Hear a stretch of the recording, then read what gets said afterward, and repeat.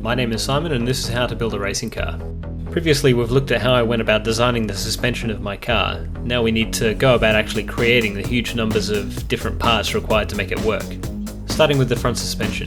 Formula V uses a large number of parts straight from a Volkswagen Beetle Type 1 road car, and the front H-beam is one of them. This assembly incorporates almost all of the front suspension elements, meaning very little else needs to be manufactured to get the front suspension together. The rules allow a number of changes which I intended to include, plus some refurbishment was required to get the second-hand suspension race ready. The first step was disassembling and cleaning the H-beam.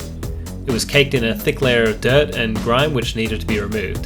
The high-pressure water cleaner did quite a good job of taking this layer off, leaving the bare painted metal surface behind. With it cleaned, I continued the disassembly until I was left with the bare beam. The two towers on each end normally mount the dampers to the road car, however may be removed for a Formula V. Cutting these off was simple enough with the grinder and a cut-off wheel, using the grinding disc to then smooth the surface back completely. Smoothing the surface took quite a long time and a lot of patience with the grinder, but after a few hours of hard work I was left with a bare H-beam. The shock towers must be replaced with an ovular tube section. Unfortunately, the section specified by the rules isn't standard, so I made my own by cutting a tube in half and welding in flat plate to create the correct oval shape.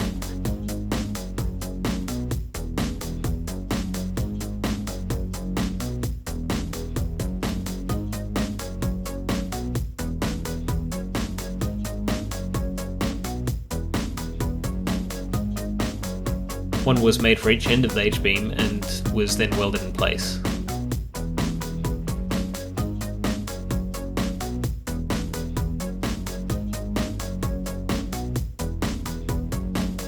Next, the ride height adjuster had to be installed. This was an off-the-shelf item which I purchased. I just had to cut a section of the top tube to allow it to fit in. I used tape to give myself an easily visible guide while I was making the cut. Once that section was removed, we inserted the adjuster, tacking it in place before finishing the butt weld to complete the H-beam modifications.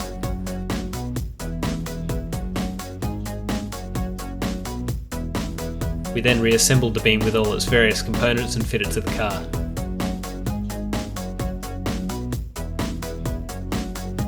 As we remove the shock towers, we will need to provide another method of providing the front end with damping. I wanted to use inboard dampers as it would remove the large dampers from the airstream, which would otherwise create drag. Placing them inboard also gives a method of tuning the damping by modifying the motion ratio. This is the ratio between the wheel movement and the damper movement.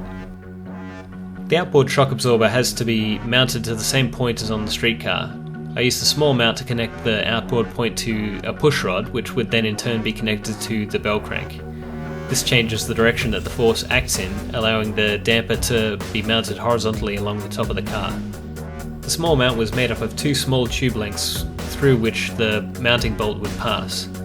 Two plates then rise up towards the push rod end.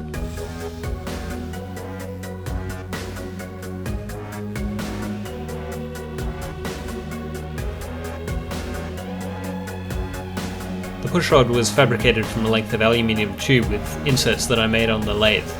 The inserts were pre-drilled to ensure that they would be concentric and aligned with the tube's axis. I tapped them after I welded them to make sure that the threads wouldn't be affected by the heat. The bell crank was of a similar design to that which was used on the car that I worked on back in my university Formula SAE days. It uses an aluminium center which would support all of the bearings. This center had holes which would allow aluminium plates to be then bolted in place. The hole in the plate would fit snugly against the raised face of the bell crank center, providing support against loads that might otherwise exceed the limits of the bolts. In this way, the bell crank plates may be swapped out quickly and easily, allowing different motion ratios to be used. I had the plates made as part of a larger laser cutting order.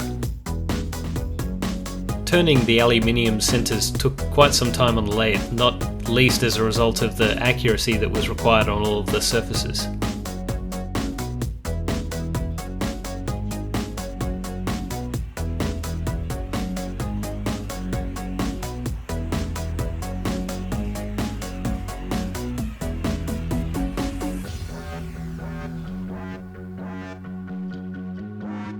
The sensors were trimmed to remove unnecessary material using a drop saw and a metal blade.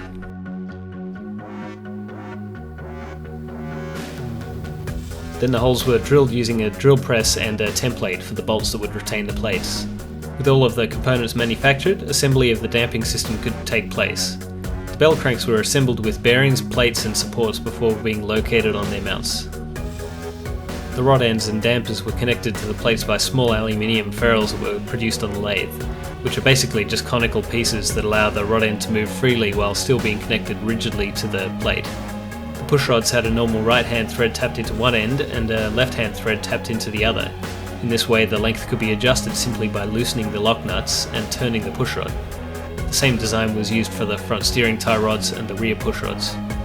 This takes care of the front end of the car. Now moving on to the rear. The leading arms were first up. I began by prefabricating a few of the smaller parts required to complete the assembly. The insert was turned on the lathe.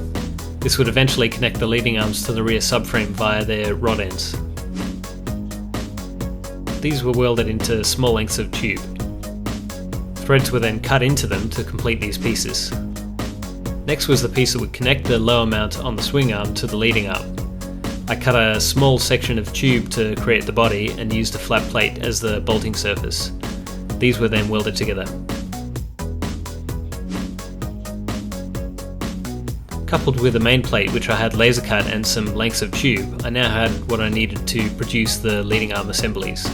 The swing arms were positioned so that I could mock up the leading arm assemblies to allow them to be tacked together.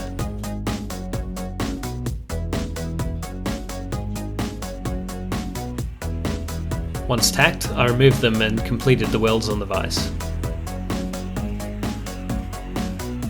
I fitted the rod ends and pressed the aluminium ferrules into them by using a couple of nuts on a threaded rod.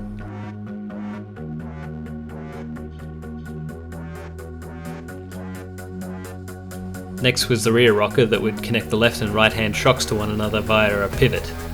Once again, a few pieces needed to be prefabricated on the lathe, including two end pieces and the central pivot plus its supports. The end pieces were once again turned up on the lathe from steel, as was their center section. The pieces were then assembled and welded together. The rear bell crank assemblies were manufactured in much the same way as the front and connected to the car. These have an additional mount at the rear of the plates for the camber cable. A small bracket retains the camber cable within the pulley so that it can't escape when it's unloaded. And that about covers the suspension build. There was a lot to the suspension, so building it was an ongoing process that continued over most of the length of the car's build, mainly involving standing by the lathe turning various bits and pieces. I hope you've enjoyed watching it all come together. Hopefully I'll see you on the next one.